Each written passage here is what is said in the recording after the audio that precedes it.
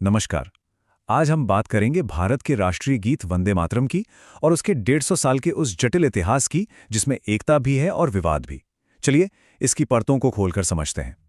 और ये बहस हाल ही में और भी तेज हो गई जब प्रधानमंत्री नरेंद्र मोदी ने गीत की 150वीं वर्षगांठ पर एक बड़ा बयान दिया।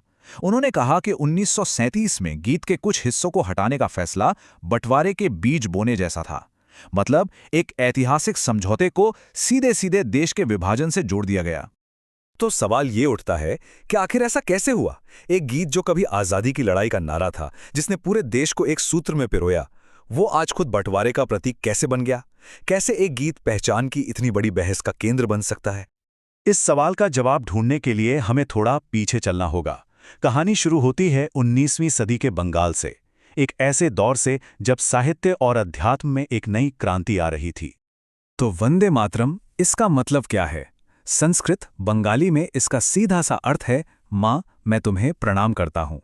लेकिन ये सिर्फ शब्द नहीं थे, ये एक भक्ति की शपथ थी।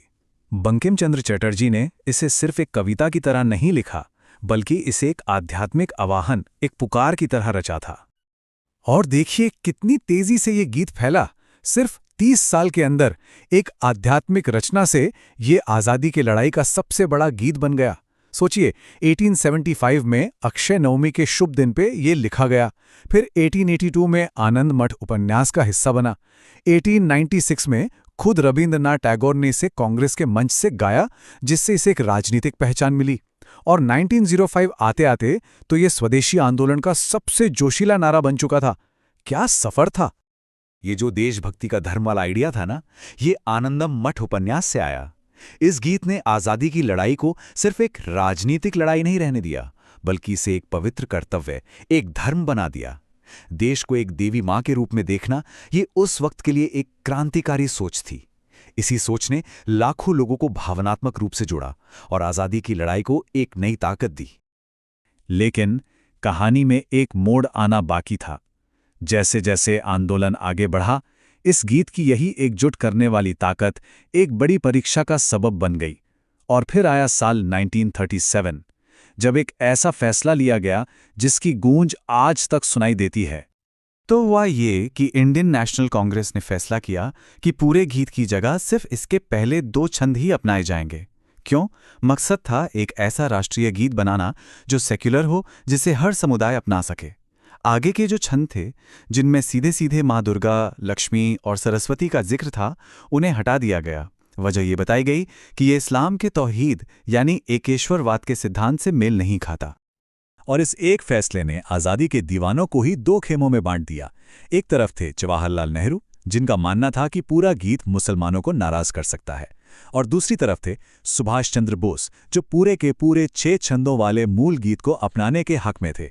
सोचिए, 2 बड़े नेता, एक ही मकसद, पर रास्ते अलग अलग।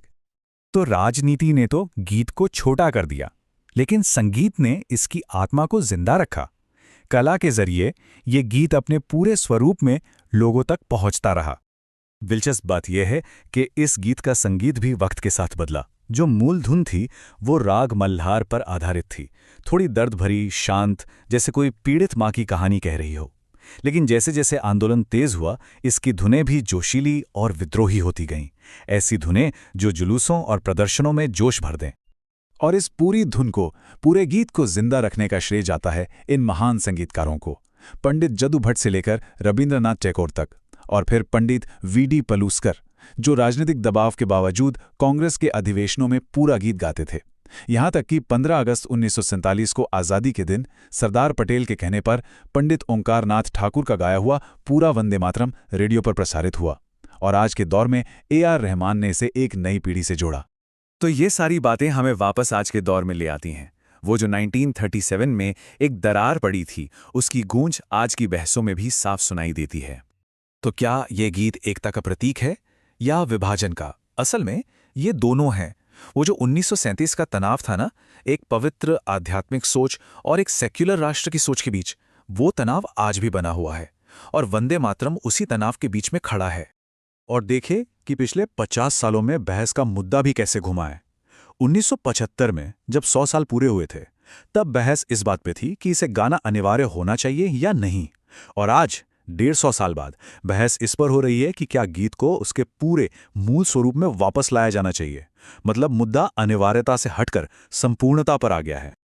आज की जो बहस है वो सांस्कृतिक राष्ट्रवाद या भारतीयता के विचार से जुड़ी है।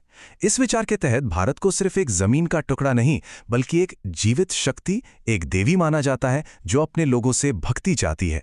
और इस नजरिए से वंदे मातरम का मूल स्वरूप एकदम फिट बैठता है। इसीलिए अब 1937 के उस समझौते को एक ऐतिहासिक भूल या पाप की तरह देखा जा रहा है। तर्क ये है कि उस फैसले ने देश की आध्यात्मिक नींव को कमजोर कर दिया। मतलब अतीत के एक फैसले को आज की चुनौतियों की जड़ बताया जा रहा है। और ऐसे में वंदे मातरम सिर्फ एक गीत नहीं रह जाता, बल्कि ये भारत के भविष्य की दो अलग अलग तस्वीरों की लड़ाई का मैदान बन जाता है। तो वंदे मातरम की ये 150 साल की कहानी हमें एक बहुत बड़ी बात सिखाती है। वो ये कि राष्ट्रीय प्रतीक म्यूजियम में रखी कोई बेजान चीज नहीं होते, वो जिंदा होते हैं, उनकी बार बार नई व्याख्या होती है और उन्हीं व्याख्याओं से किसी देश का भविष्य तय होता है। तो आखिर में एक सवाल हमारे सामने खड़ा है। एक ऐसा गीत जो एक राष्ट्र की सबसे ऊंची आकांक्षाओं और उसके सबसे गहरे विरोधाभासों दोनों को समेटे हुए है, उसका भविष्य क्या है?